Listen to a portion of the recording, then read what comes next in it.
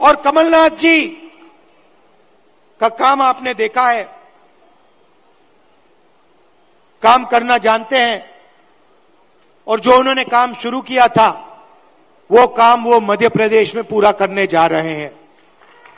तो जैसे कमलनाथ जी का एक्सरे हुआ था, एमआरआई हुई थी, वैसे ही हम हिंदुस्तान का एमआरआई, हिंदुस्तान का एक्सरे करा के देंगे। कमलनाथ जी, गोविंद सिंह जी, दिग्विजय सिंह जी,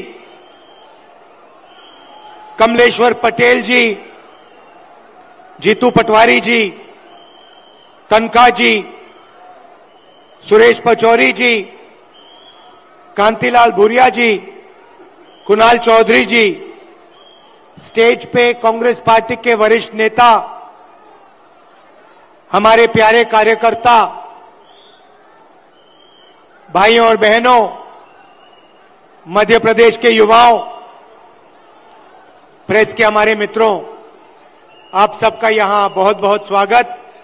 आप दूर दूर से आए हैं, इसके लिए दिल से बहुत बहुत धन्यवाद।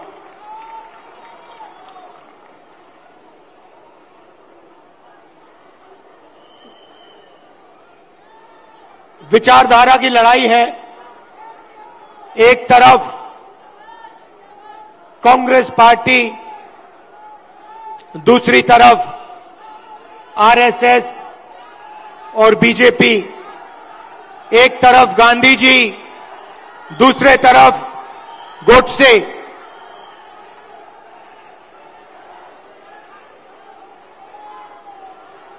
ये भैया इनको दिखाई नहीं दे रहा है।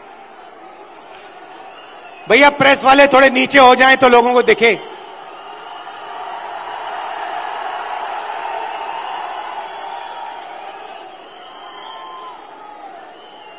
बात सही है, क्योंकि प्रेस वाले हमारी मीटिंग तो दिखाएंगे ही नहीं।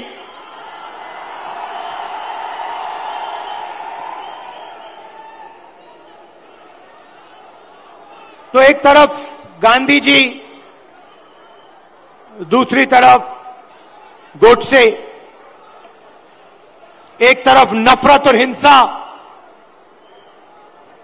अहंकार, और दूसरी तरफ मोहब्बत,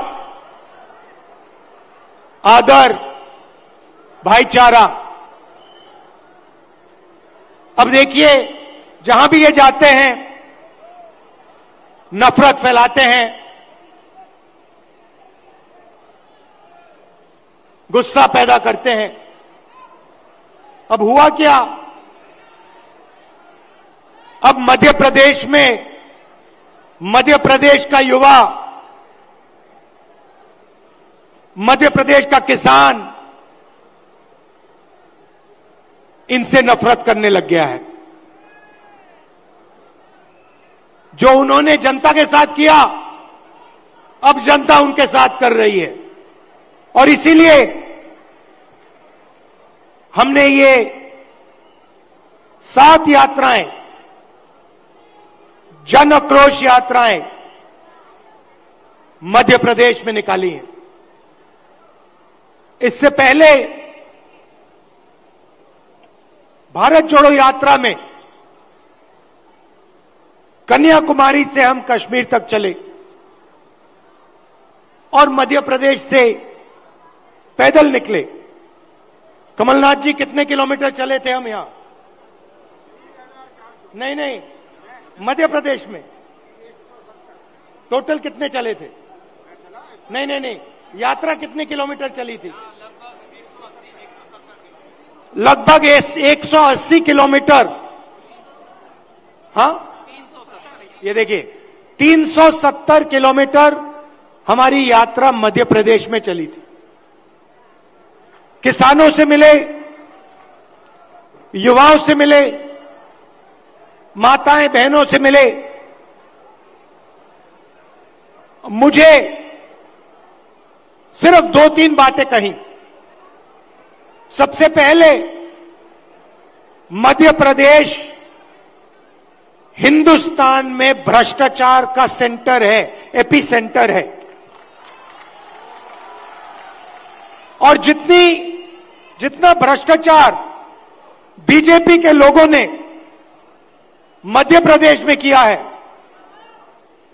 पूरे देश में ये नहीं किया है। बच्चों के फंड्स, मिड डे मील के फंड्स, स्कूल यूनिफॉर्म के फंड्स चोरी किए। महाकाल कॉरिडोर में बीजेपी ने पैसा चोरी किया। व्यापम स्कैम को आप सब जानते हो। 1 करोड़ युवाओं को इन्होंने नुकसान पहुंचाया।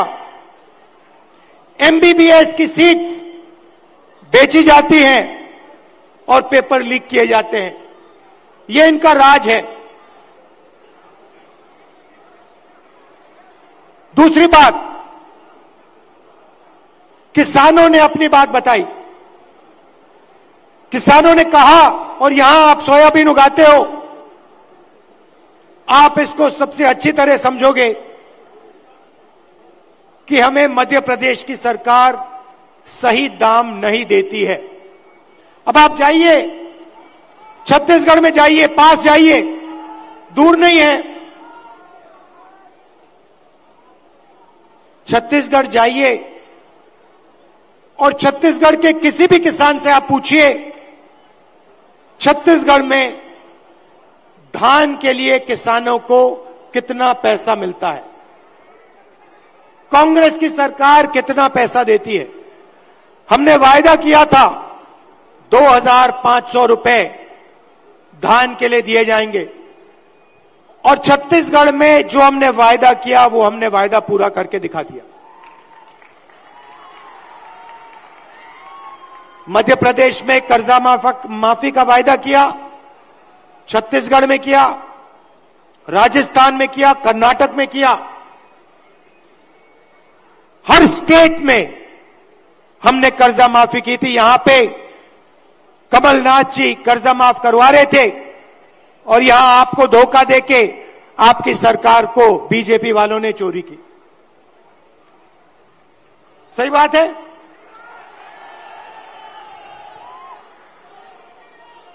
भाई और बहनों, 18,000 किसानों ने यहां पे पिछले 18 साल आत्महत्या की है। 3 किसान हर रोज मध्य प्रदेश में मरते हैं। ये इनकी सरकार है। क्यों? क्योंकि ये चुने हुए लोगों के लिए काम करते हैं। पहली बार हिंदुस्तान की हिस्ट्री में पहली बार किसान टैक्स दे रहा है। इन्होंने जीएसटी लागू की और 5 कानून लाए, काले कानून, किसानों को दबाने के, खत्म करने के कानून। हिंदुस्तान के सारे किसान इनके खिलाफ खड़े हो गए। नरेंद्र मोदी जी कहते हैं किसानों के फायदे के लिए मैं ये कानून, काले कानून लाया हूं। अगर किसानों के फायदे के लिए कानून लाए तो किसान सड़क पे क्यों उतरे हैं?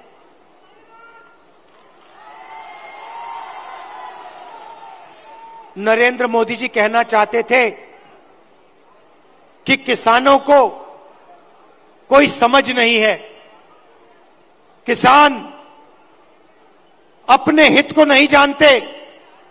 नरेंद्र मोदी कहना चाहते थे कि हिंदुस्तान के 2-3 अरबपति अदानी जी किसान को फायदा पहुंचाने के लिए काम करते हैं। भाइयों और बहनों, आप कर्नाटक जाइए, राजस्थान जाइए, छत्तीसगढ़ जाइए, हिमाचल जाइए, हमारी सरकारें गरीबों के लिए, कमजोर लोगों के लिए काम करती हैं। कर्नाटक में हमने 5 गारंटी दी, गरीबों के लिए, महिलाओं के लिए, किसानों के लिए, आप जाइए, कर्नाटक में जाइए, कर्नाटक की महिलाएं बस में जाने के लिए 1 रुपया नहीं देती हैं, मुफ्त में घूमती हैं। कहीं भी जाना हो कर्नाटक में, कहीं कर्नाटक की महिलाएं फ्री में जाती हैं। हर महीने उनके बैंक अकाउंट में सीधा पैसा आता है, सरकार पैसा देती है। छत्तीसगढ़ में जाइए, किसानों का कर्जा माफ किया, किसानों को सही दाम दिलवाते हैं। राजस्थान में जाइए, स्वास्थ्य के बारे में पूछिए, मुफ्त में वहां पे दवाई मिलती है। 15 लाख रुपए का वहां पे फ्री में इलाज होता है। हार्ट सर्जरी करवानी हो, बड़ी से बड़ी सर्जरी करवानी हो, राजस्थान में जाइए, पता लगाइए, राजस्थान की जनता को वहां पे फ्री में सर्जरी मिलती है। सरकार जनता के लिए चलनी चाहिए, सरकार किसी संगठन के लिए या 1-2 बड़े उद्योगपतियों के लिए नहीं चलनी चाहिए। और ऐसी ही सरकार हम यहां मध्य प्रदेश में चलाना चाहते हैं। और कमलनाथ जी का काम आपने देखा है, काम करना जानते हैं, और जो उन्होंने काम शुरू किया था वो काम वो मध्य प्रदेश में पूरा करने जा रहे हैं। मैं आपसे आखिरी बात कहना चाहता हूं, पार्लियामेंट में मैंने अदानी जी की बात उठाई, भाषण दिया। जैसे ही मैंने अपना पार्लियामेंट में अदानी जी का भाषण दिया, वैसे ही बीजेपी ने मेरी लोकसभा की जो सदस्यता है उसे रद्द कर दी, खत्म कर दी। आप सोचिए, अदानी जी की रक्षा करने के लिए एकदम मेरी लोकसभा की जो सदस्यता थी उसको कैंसिल कर दिया। मुझे कोई फर्क नहीं पड़ता, करिए जितना करना है, मैं सच्चाई बोलता हूं। और देश के सामने एक सच्चाई अदानी जी हैं। पोर्ट्स देख लीजिए, एयरपोर्ट्स देख लीजिए, इंफ्रास्ट्रक्चर देख लीजिए, धान के साइलोज देख लीजिए, हर जगह आपको अदानी जी दिखाई देंगे। अदानी जी किसानों के जेब में से हर रोज जेब में से आपका पैसा लिया जाता है। इंफ्रास्ट्रक्चर में, डीजल में, पेट्रोल में, फर्टिलाइजर में आपके जेब में से पैसा निकलता है और सीधा इन 2 उद्योगपतियों के जेब में जाता है। मैंने मीडिया की बात की, मैंने मजाक में कहा कि मीडिया वाले हमारी मीटिंग तो दिखाएंगे नहीं। मोदी जी का चेहरा 24 घंटा दिखेगा, शिवराज जी का चेहरा 24 घंटा दिखेगा। क्यों? क्योंकि इनका रिमोट कंट्रोल अदानी जी के हाथ में है। देखिए, ये मुस्कुरा रहे हैं, प्रेस वाले मुस्कुरा रहे हैं, इनकी बेचारी की गलती नहीं है, ये रिपोर्टर है, इनकी गलती नहीं है, ये सच्चाई जानते हैं। रिमोट कंट्रोल पीछे से कंट्रोल दबता है। एक और सच्चाई है, और वो सच्चाई शायद अदानी जी से भी बड़ी सच्चाई है। कुछ दिन पहले बीजेपी ने महिला आरक्षण की बात की। महिला आरक्षण में हमने एक सवाल उठाया, कांग्रेस पार्टी ने उठाया, बीजेपी ने कोई जवाब नहीं दिया। हमने दो चीजें कही। हमने पहले कहा, देखिए ये महिला आरक्षण जो आप कर रहे हो ये अच्छा है, इसको करना चाहिए, मगर इसमें आपने दो छोटी सी लाइनें लिख रखी हैं। सबसे पहले इन लाइनों को आप मिटाइए। लाइन क्या थी? एक लाइन थी कि महिला आरक्षण से पहले सर्वे करने की जरूरत है, और दूसरी लाइन, महिला आरक्षण करने से पहले हमें जो डीनोटिफिकेशन होता है उसको करना है। इससे क्या होगा? इससे महिला आरक्षण 10 साल बाद होगा, आज नहीं होगा। तो हमने कहा पहले ये दो लाइनों को आप बदलिए, और उसके बाद हमने और भी गहरी चीज कही और सवाल पूछा कि महिला आरक्षण में ओबीसी आरक्षण क्यों नहीं है?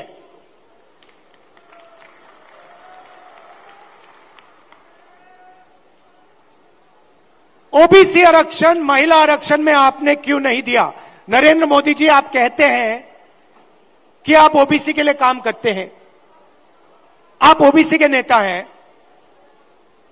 तो आपने महिला आरक्षण के अंदर के बीच में ओबीसी आरक्षण क्यों नहीं किया? अब भाषण से पहले मैंने आंकड़े देखे और मैं हैरान हो गया। भाइयों और बहनों, नरेंद्र मोदी कहते हैं कि बीजेपी में ओबीसी के एमएलए और एमपी हैं। सबसे पहले कांग्रेस के तीन चीफ मिनिस्टर ओबीसी हैं, ये याद रखिए आप। हमारी 4 सरकारें हैं, 3 हमारे ओबीसी चीफ मिनिस्टर हैं। दूसरी बात, आप पार्लियामेंट में, विधानसभा में चले जाइए और बीजेपी के किसी भी एमएलए से पूछ लीजिए, एमपी से पूछ लीजिए, आपसे कुछ पूछा जाता है क्या? जब कानून बनाए जाते हैं आपसे कुछ पूछा जाता है? आपको कहेंगे भैया हमारे से कुछ कोई नहीं पूछता। कानून आरएसएस वाले लोग बनाते हैं, कानून अफसर बनाते हैं, कानून बीजेपी के एमएलए और एमपी नहीं बनाते। सच्चाई भाइयों और बहनों एक और है। सच्चाई यह है कि हिंदुस्तान को 90 अफसर चलाते हैं। कैबिनेट सेक्रेटरी और secretary of government of India Hindustan की सरकार को चलाते हैं। 90 लोग ये कानून बनाते हैं, ये निर्णय लेते हैं पैसा किधर जाएगा, कितना पैसा कहां जाता है। अब मैं आपसे सवाल पूछना चाहता हूं, बीजेपी के 10 साल से सरकार है, 90 अफसर सेक्रेटरी हिंदुस्तान को चलाते हैं। मैं हिंदुस्तान के सब ओबीसी से पूछना चाहता हूं, नरेंद्र मोदी जी कहते हैं आपकी भागीदारी है हिंदुस्तान की सरकार में, मध्य प्रदेश की सरकार में। आप मुझे बता दो, इन 90 अफसरों में से ओबीसी कितने हैं?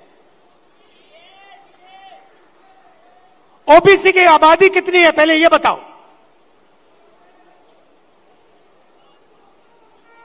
कितनी आबादी है ओबीसी की हिंदुस्तान में? देखो, कोई जवाब नहीं दे सकता, कोई जवाब नहीं दे सकता। क्यों? क्योंकि कास्ट सेंसस नहीं हुआ है। भाइयों और बहनों, लगभग ओबीसी भाइयों की बहनों की 50% आबादी है हिंदुस्तान में। बात समझिए, आबादी 50% है और 90 में से 3 अफसर ओबीसी के हैं। और एक और मजेदार बात बताता हूं, 2 साल पहले आप देखते, 3 साल पहले आप देखते तो हिंदुस्तान की सरकार में, नरेंद्र मोदी जी की सरकार में 90 में से 0 अफसर ओबीसी से थे। यह देश की सच्चाई है। नरेंद्र मोदी जी ओबीसी के लिए, दलितों के लिए, आदिवासियों के लिए काम नहीं करते हैं। आपका ध्यान इधर उधर करते हैं। दूसरा सवाल आपसे पूछता हूं, हिंदुस्तान की सरकार का बजट लाखों करोड़ रुपए का बजट है। मैं आपसे पूछता हूं, ये जो 3 ओबीसी अफसर हैं, इनकी भागीदारी कितनी है? ये बजट पे कितने रुपए पर निर्णय लेते हैं, मुझे बता दो। मैं आपको बताता हूं, तकरीबन 45 लाख करोड़ रुपए का बजट है। आप मुझे बताओ, ओबीसी अफसर कितने रुपए पर निर्णय लेते हैं, मुझे बता दो। नरेंद्र मोदी जी की ओबीसी की सरकार है, सब शांत, किसी को नहीं मालूम। क्यों? ये आपको नहीं बताना चाहते हैं। आपकी सच्चाई आपको नहीं बताना चाहते। सच्चाई भाई और बहनों ये है कि हिंदुस्तान के पूरे बजट में 5% की भागीदारी ओबीसी के अफसरों के हाथ में है। ओबीसी अफसर 3 हैं 90 में से, और 5% बजट को कंट्रोल करते हैं। यह है नरेंद्र मोदी जी का काम। नरेंद्र मोदी जी ओबीसी की सरकार नहीं चलाते हैं। नरेंद्र मोदी जी का काम, जो आरएसएस ने उनको दिया है, आपका ध्यान इधर उधर करने का है, नफरत फैलाने का है, हिंसा फैलाने का है।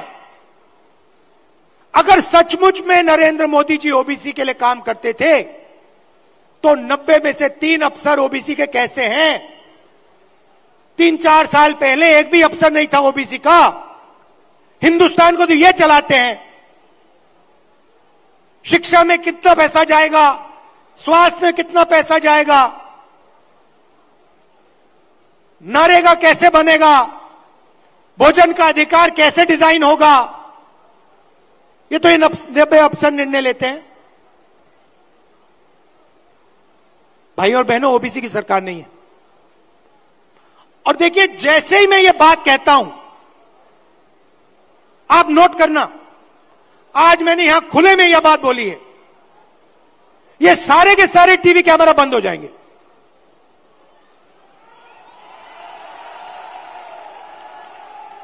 आप देख लेना, ये सारे के सारे बंद हो जाएंगे। क्योंकि जो सच्चाई है देश की, कि ये जो सारी की सारी लूट हो रही है, ये व्यापम स्कैम जो है, ये सारा का पैसा, ये आपका शिक्षा का पैसा, स्वास्थ्य का पैसा जो चोरी हो रहा है, ये ओबीसी की जेब में से पैसा चोरी हो रहा है।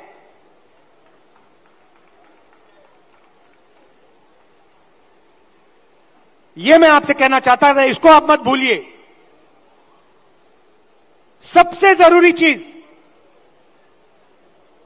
जैसे कमलनाथ जी को चोट लगी, आपको चोट लगी, सुना है, लगी ना? कमलनाथ जी यात्रा में निकले, रथ पे, रथ के कोने पे खड़े थे, बहुत भारी भीड़ थी, धक्का लगा, घुटने में चोट लगी। कमलनाथ जी जैसे ही आप अस्पताल गए, पहला काम क्या हुआ? डॉक्टर ने पहला काम क्या किया, बताइए?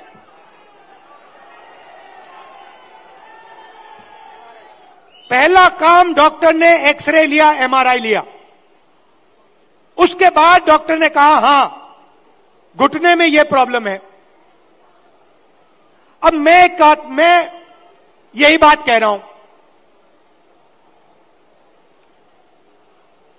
सब लोग कहते हैं हिंदुस्तान में ओबीसी है, दलित है, जनरल है, आदिवासी हैं, मगर जब हम सवाल पूछते हैं ओबीसी कितने हैं, जनरल कितने हैं, दलित कितने हैं, आदिवासी कितने हैं, कोई जवाब नहीं दे पाता। देखो मैं पूछता हूं, भैया ओबीसी कितने हैं हिंदुस्तान में? कोई नहीं दे सकता। तो मैं ये कह रहा हूं कि अब वो समय आ गया है कि हमें हिंदुस्तान का एक्सरे करना है। यह पता लगाना है कि अगर 90 अफसर हिंदुस्तान को चला रहे हैं और उसमें से 5% भागीदारी ओबीसी को मिल रही है, तो क्या ओबीसी की आबादी 5% है? क्या हो ही नहीं सकता। तो अगर उनकी आबादी 5% नहीं है, अगर उनकी आबादी 50% है, तो उनका 5% बजट पे कंट्रोल क्यों है? उनका 50% बजट पे कंट्रोल क्यों नहीं है? अब जब मैं ये सवाल उठाता हूं, बीजेपी के लोग कांपने लग जाते हैं, नरेंद्र मोदी जी भाग जाते हैं, अमित शाह जी कुछ और कहते हैं, हिंदू मुस्लिम कहेंगे, नफरत फैलाने की कोशिश करेंगे। भाई और बहनों, देश के सामने एक ही मुद्दा है, कास्ट सेंसस। ओबीसी कितने हैं और उनकी भागीदारी कितनी होनी चाहिए, यह हिंदुस्तान के सामने सबसे बड़ा सवाल है। और कांग्रेस पार्टी की हिंदुस्तान में सरकार है, पहला काम यह हम करके दिखाएंगे। अब बीजेपी के पास मजे की बात सुनिए, कास्ट सेंसस कांग्रेस पार्टी ने किया,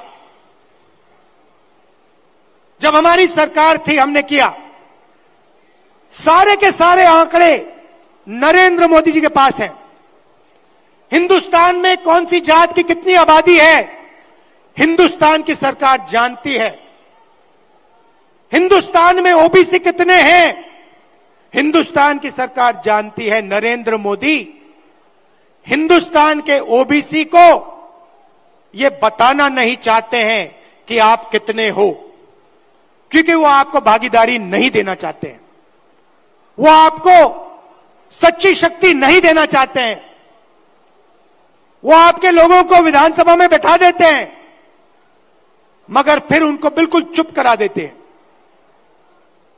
हम चाहते हैं कि सबकी भागीदारी हो, किसानों को सही दाम मिले। ये सबका हिंदुस्तान है, 2-3 उद्योगपतियों का नहीं है। इसीलिए हमारा पहला काम कास्ट सेंसस होगा, और जैसे ही हमारी सरकार आएगी हम देश को बता देंगे इस देश में कितने ओबीसी हैं, कौन से कितने जात की आबादी है। ये अगर हमें सचमुच में हिंदुस्तान की जनता को शक्ति देनी है,